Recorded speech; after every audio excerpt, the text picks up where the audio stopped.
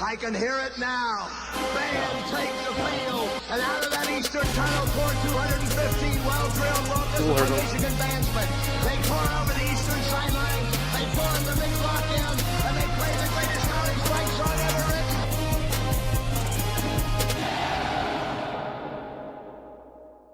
I am not going to get tired of watching that. He's pointing right at you, Seth. Back at you, JJ. Back at you. Oh, man. I think I'll just smile like a giddy little child forever seeing highlights. So what are we talking about this week, Seth? What's your plan? So here's something that kept on coming up. We saw it in the Rose Bowl. Saw it in the championship. We talked about it this week because we're thinking about having Alex Orji be our quarterback. We're talking about the single wing.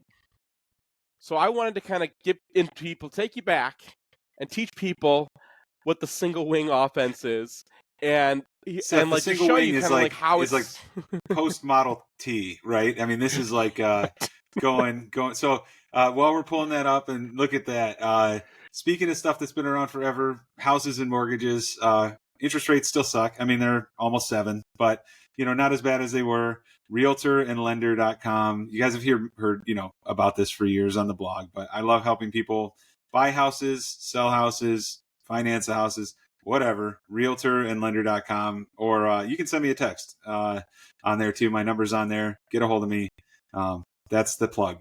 Let's look at this picture, Seth.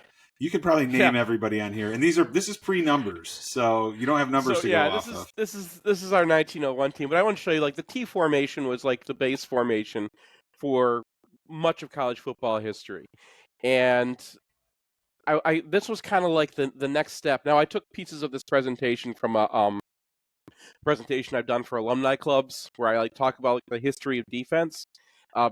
So I had this whole theme, what's making our men weak. But like, it's down here, it says regular formation, the T formation. They kind of show you there's the fullback, quarterback, halfbacks. It makes sense why people are called what they were called. A single wing formation was the adaptation to the way defenses were playing the T formation. So defenses were sticking a lot of guys up on the line of scrimmage, and the single wing was a way to shift your players around and create a whole bunch of players over on the play side, right? And less on the backside, because your quarterback's not looking there. It's hard to kind of attack back there. It takes longer. So you'd create more strength on the strong side by flipping one of your offensive linemen over to this side, right? Doubling up over here, so they would have sometimes multiple tackles over here. But the idea is change it to have like more people over here. So notice how there's only, you have the center snapping it right there, and then there's only a guard on this side next to him. Right. And what it did is I can kind of show you the problem it created for defense at the time. So they shift over to the single wing, right? You move a guy around, move that tackle over to the other side. Okay? You shift your backs over that way too. And they had different ways of doing it. Michigan in the 1900s was snapping it to the fullback. Some team, like by the 1940s, he would have a lot of plays where Michigan would snap to the fullback, hand it to the quarterback. The quarterback could like flip it out to this guy. You get all weird, right? Because everybody's in the box. They could, mess around with your reads entirely. But the idea was to get it. See how he's kind of off center. He's not really like completely under. Mm-hmm. So the single wing, they like to do every trick they could to get more people over to this side. So you start running it, and you just have all this momentum going that side. Now, the guy who figured out how to defend this was a Michigan player, Germany Schultz, one of the greatest players in the history of college football. One of the reasons Michigan left the Big Ten in 1906 was because Chicago wanted to make Schultz ineligible. And they said he wasn't allowed to play in any Big Ten wasn't games. He like Michigan was like, that's 35 years old at that time, Seth? Yeah, he's a little older. So he enrolled at 21 years old. He had malaria one year. Yeah, I mean that's common. Malaria. Yeah. We're playing Oregon Trail right now. He had malaria. The ox died. They couldn't ford the river. Right. But he was like he did all sorts of incredible. He invented the spiral snap. Like his idea was to have it to make that snap not as hard to collect, and that kind of helped create the shotgun offense later. And he would like to line up off the ball or off the shoulder of his guy and stuff like that. So he changed a lot of things. His major contribution to football is that he invented the linebacker position. We say that there's lots of people who did kind of the same thing. And it was this response to the single wing. Now remember the single wing. Their problem is you're trying to get everybody out here, right? You're trying to get lots of meat over to the side that you're running, and the defense, which was aligned generally, where your guys were, right? Like they're trying to match, they're trying to have their strength equal. By the time you got everybody moving, the offense's ability to kind of decide which way they're going first means in a base defense versus offense, the defense, especially with their one of their players back here, would just not have anybody until the safety to really get that guy. So, I mean, the guy was basically NFL tight end size, right, Seth? Yeah. And playing against guys at this time in football, yeah. The linemen were 5'10", 5'11". I think that's what it said on there, right? Little guys. Yeah. So, yeah. Oh, yeah. He was Hutchinson, unfair. But fast. Right. But here's his trick, though. So the problem was they noticed that, like, when you'd run this guy here would just be completely, unusable. Like, what's the point of having a center? Now, notice the positions, right? Center, guard, tackle. Yeah. You used to play both ways. So defensive positions, when they said halfback, they meant cornerback. When they said quarterback, that guy played safety usually. You could switch jobs on defense, but everyone played both ways, so they didn't change the names of the positions. So the center was really the nose tackle originally. But they found that the center was kind of useless in these on these plays because he couldn't get to that running back. He'd have a guy in his way. He'd go head to head with a guard, and he'd just be stopped. Right? He just wouldn't have position to get him. So what Schultz did, he was the first, arguably one of the first. Penn says they have a guy who did it too. Vanderbilt says they have a guy. If you look at it was probably Germany Schultz, but everyone kind of had the same adjustment. What they realized was if you bring him off the line as a second linebacker, he's now kind of a free man. Now you're going to have to play defense up front a little differently, but now you have this free man who can watch the running back and kind of go whichever direction he goes. So snap the ball. He's not getting stopped by anybody back here, right? So he's actually got a free flow to the ball, and now you could stop that play wherever it goes. If they want to run up the middle, he can run up. He can run right back into his gap. Now you have to be a good player to do this, but this is the same thing today. That nothing's really changed. Here's an NFL game from a few years ago, right? They got Vince Wilfork in there playing the quarterback position, but this is the teams will still go back to this stuff, and you still see the same thing, right? There's that hole in the middle of the defense where the center, and there's the quote center, the linebacker, right? And you can watch him there. He flows the ball wherever he is, and you can still make that play in the middle, right? So they called it the roving center for a while. And by the way, when we just a little parenthetical real quick, you know how we talk about Gerald Ford being a center? Yeah. And we're like, oh yeah, Gerald Ford was the center. He snapped the ball. And he was really a linebacker. I mean, that was kind of the main thing that Gerald Ford was good at, was playing middle linebacker. So when they said center back in the day, they meant middle linebacker. And they meant this guy who, now you know that stuff. So the Mad Magicians, let's forward now to 1948. So 1904 to 1908 is Germany Schultz's time, right? 40 years later, they're still running this stuff. Now they've created all sorts of goofy ways of playing with it. And the Mad Magicians, the real thing that changed for them was they were the first teams to split offense and defense. So your offensive players now had a lot of time to spend with Benny Oosterbaan, who was like the offensive line coach and backfield coach. And is there a small child on the 40-yard line there, Seth? Or that was the refs. They had to watch the snap. Well, there's just so much going on that the only way they could see was to kneel down and look through there. Yeah, those refs were pretty intense. So refs said that was the way the refs would line up, and they have a safety back there too. But you can see defense is kind of,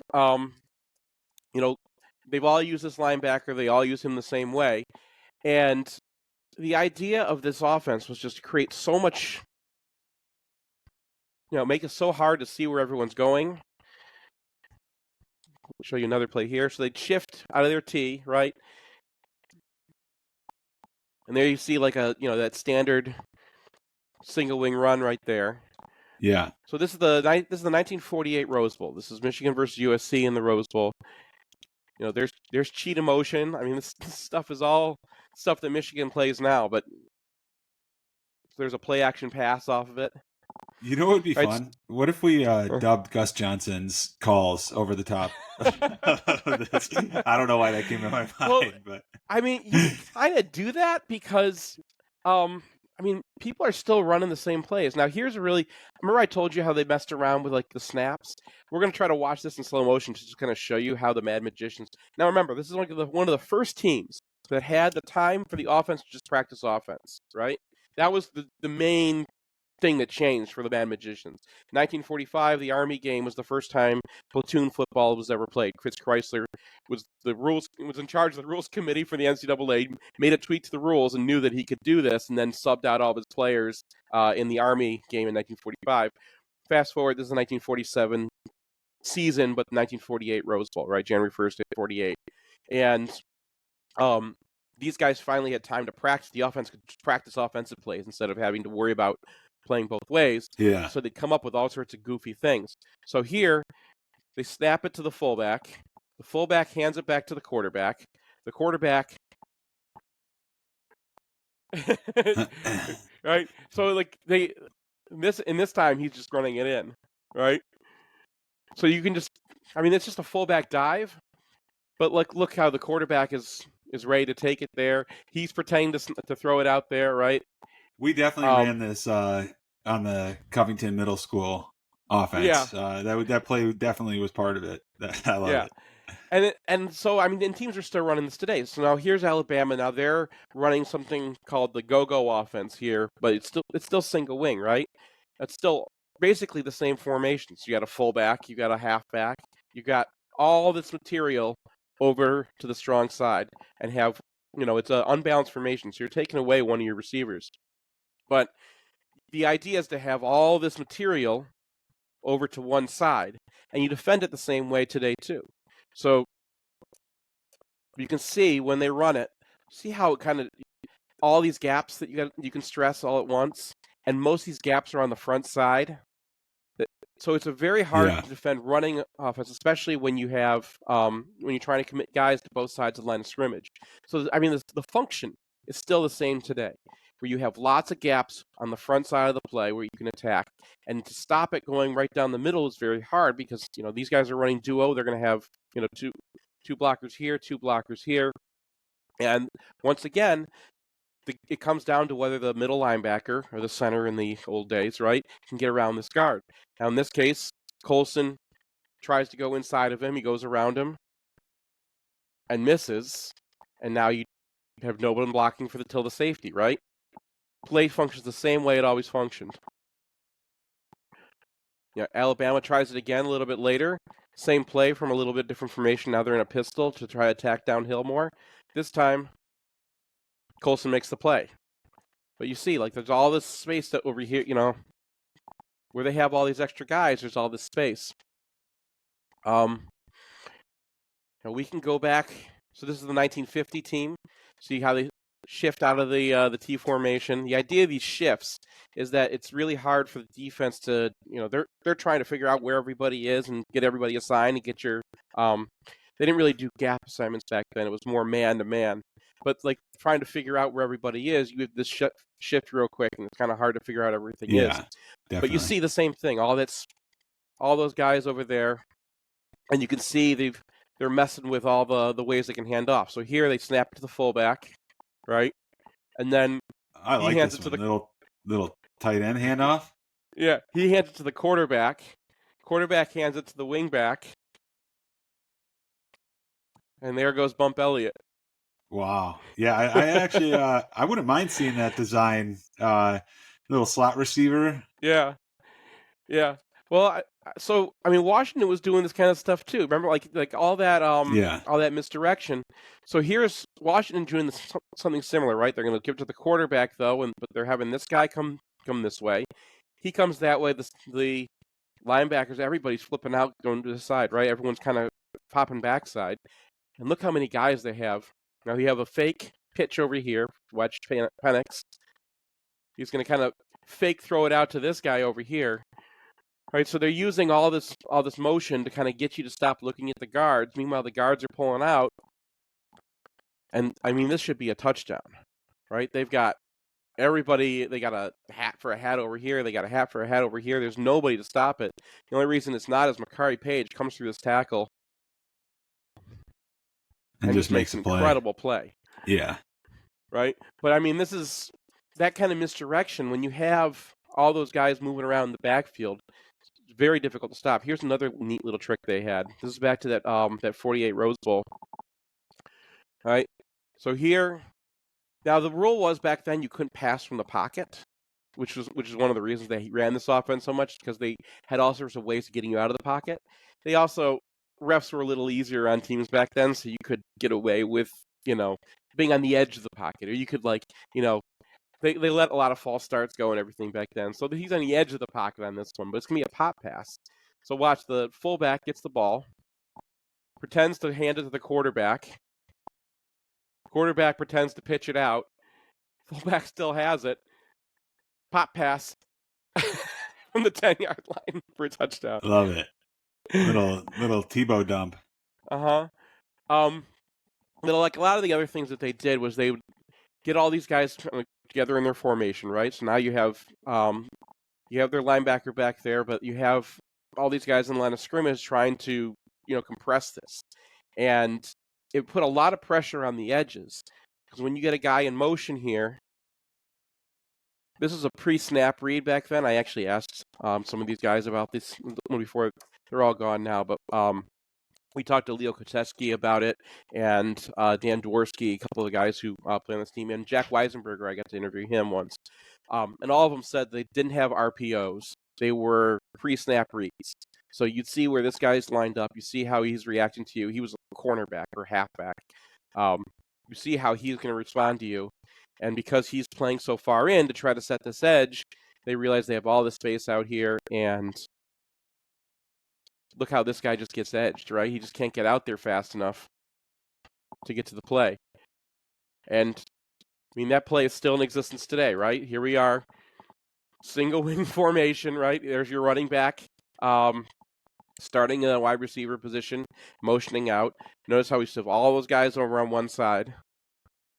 Okay, and then same thing kind of Washington was doing, right? We're going to have guys going this way, people going this way. Probably should have thrown the screen. Probably should have noticed that the safety is way back and he's got, plenty of space over here. But again, that poor little linebacker has to make the play. Yeah. So we're doing this stuff already. And I can show you they ran play action off of this too, right? So there's this one's a little goofy. Back to the Rose Bowl here, right, where he's faking a handoff that way, hands it to the wingback as he goes by. That was Leo Koteski right there. Made a nice job to avoid the rush. Yep. And then pass to Gene D'Arcati. That's the first black man to ever score in the Rose Bowl right there. That's cool. Play. Yep.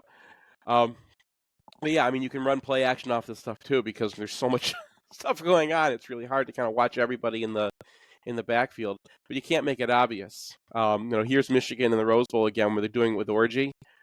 Same thing, right? You have all the guys lined up over here, creating all this, which is going to push the defense to try to attack over here, right? You're going to be watching for all sorts of motion and whatnot. You're going to pull guys around to the backside, right? Same play as earlier, except for instead of the screen this time, now you got the running back going out in a long pass. And the idea was to try to get this cornerback to bite, and he doesn't, or you should just throw it away at this point. So, but yeah, man, how are we going to look next year on offense, Seth? I mean, Alex Orji's upside with his legs is incredible. Mm-hmm. They say he has a cannon, but we've heard for years about guys with cannons who can't hit the broadside of the barn. So not saying that's the outcome of it, but it's gonna look a lot different. I mean, one of JJ the was things, like a professional game manager. yeah, it's not going to look like So JJ was not just a game manager. JJ's legs were part of the offense. Professional though, like I Yeah, mean, different level. yeah, but like he was, but I mean, part of the passing offenses have come so far, and teams almost invariably are going to use modern passing offenses because they're so much more effective on a yard per game basis. But nobody knows how to defend this stuff anymore, and all that misdirection stuff like that. Now, one of the things you noticed, I showed you like a play action pass where they handed off to Leo Koteski, who's the wing back, which is a tight end today, right? Like we changed the names, but the positions are still the same. That would be like a handoff to a tight end who could throw the ball, or line up Donovan Edwards over there, right? Donovan can throw. So, right. So you have, but what they were able to do with the Mad Magicians was they had so many guys who could do so many things. It was very hard to guess on any given play who was going to run the ball, who's going to keep the ball, who's going to throw the ball. Everybody was a passer. Everybody was a ball carrier. Everybody was a receiver. And when you look at Michigan's roster right now, if they wanted to go this route, I'm not saying they will. Well, I mean, chances they do it are like 10%. But they have the guys to do it. Loveland knows how to throw a ball. Loveland can be a blocker. He can be a passer. He's even fast enough to be a runner if you need him to be. You have Max Bredesen, who could be a ball carrier. We haven't really seen him, but he's a fantastic blocker, right? And he can be a little bit of a receiver as well. You have Donovan Edwards, who can be a passer, who can be a receiver, who can be a running back. You have Khalil Mullings, who can be a fullback. He can be a running back. He can be a passer. You've seen him pass before. You have a lot of guys in this backfield who have a lot of different roles, and there are lots of things that just no one's run in 50 years. So I would love to see them work some of these things into the offense, even if it's not the main offense, because they're just really a unique team with so many guys who have so many different skills that you can come up with ways of threatening both sides of it. Now, if you make it obvious, like they did with that orgy play at the end, it's going to get covered. And then you're in a bad situation, because then you're in a situation where orgy doesn't have anywhere to go, right? They didn't have a backup plan if the cornerback is going to take the running back like that, unless you just want to throw it up. So if that's Donovan Edwards instead of Khalil Mullings right there, now you have, a wide receiver caliber player one-on-one with a cornerback, and it might be worth just trying to throw it deep. Yeah, I'm definitely excited to see Orgy in like a non-moonlighting role. I mean, when he came in this year, it was pretty obvious he was going to run, and then at some point we were going to try a pass, so the defense had to stay somewhat awake for the pass. They didn't have to somewhat awake for the pass. I mean, minimally. It'll be interesting to see how much more space he can create with his legs when the pass becomes a threat. I mean, if he can be a average passer it doesn't have to even be above average. He can be an average passer that keeps the defense back and allows him to use his legs. Just can you make it through a full Big Ten season with that? I mean, it seems like Denegal has some skills on the run too, so we have some options, but it'd be interesting. We haven't gone into a season not knowing who our quarterback was for a few years. Yeah. So, is I mean, Orgy's job for sure, you think, or is it up in the air? No, not for sure. But I mean, I just want to, I want to remind you, if we were running this stuff, modern linebackers have changed a lot. Now, this is an NFL linebacker on this play that I showed you as an example of it. But like, you have to make that play, and we saw Junior Colson wasn't able to make Junior Colson was one for two on those plays, right, where he had to like go and make a play. Modern middle linebackers have not played center in 100 years, at least, right? 150 years, maybe, right? They don't know how to do it anymore. So the original idea when you created linebacking in the first place is you have a guy who's big enough and strong enough to stuff everything up the middle if he wants to, but can also come off the line and go fast enough and get wherever he wants to. Now that's just the standard that we're using middle linebackers who are like 212 pounds. So Yeah. if you face a team that doesn't have very large tackles and can't double, and if you're going against someone who's got Kenneth Grant, it's just you're dead because he's just going to two gap you. But if you're running a team that has to just plug one gap with their tackles, and have their middle linebacker read and react, that middle linebacker today, he can move quickly, but it's going to be very hard to stop runs right down the middle. You got Khalil Mullings coming down the hill on that guy, and he's got to be careful about everything else going around. That's where this offense could really shine, is that you can move the ball downfield in 3 yards in a cloud of dust, and now we know to go for it on fourth down. So, it's weird, but it Yeah. works. It And works. if they wanted to commit to this, it would be it would be pretty incredible. But it would also be, and they probably would never recruit a receiver again. But it would be Yeah. really fun, and they really do have the guys to do it. So it'd be interesting to see what It'd happens. be interesting. But, Well, call yeah. Coach Moore. Let him know what you're thinking. Seth, it's been awesome, man. The history lesson. I would say the trip down memory lane, but I was nowhere. I was just not even a glint in my father's eye at that point, and he I know wasn't a glint Craig in his Ross father's was eye. only a Craig Ross was young like child. 14, maybe. Yeah. During the 48 Rose Bowl. We were talking about the 48 team, and he was like, I don't even remember. I'll get into this over the offseason a bunch, but there are a lot of. The 47 team won the national championship with Fritz Chrysler. He retired, and Benny Usterbahn took over. So his offensive, coordinator took over, and he was kind of like the nice guy that everyone loved. And Fritz Chrysler was like the guy that they called the Lord. So you very, very different kind of personalities. So you had the legend retiring, you move it on, and then they won again in 1948 with a whole new backfield. And they had to replace a lot of players, and people thought oh, Michigan's done, right? The Chrysler era is over. He's handing it off to his assistant. It's done. And they won the national championship again in 1948. So there are a lot of similarities between next year's team and the 48 team. I'm not sure that they're going to go back to the Magician's offense, but I think they're going to do some stuff. I think they're going to develop the Orgy Cat, especially this spring. And what else are they going to do right now, right? I can't hear you say Orgy Cat without laughing. All right. On that note, Seth, I hope you have an incredible day. We'll talk again soon, buddy. See you, Matt. All right. Later.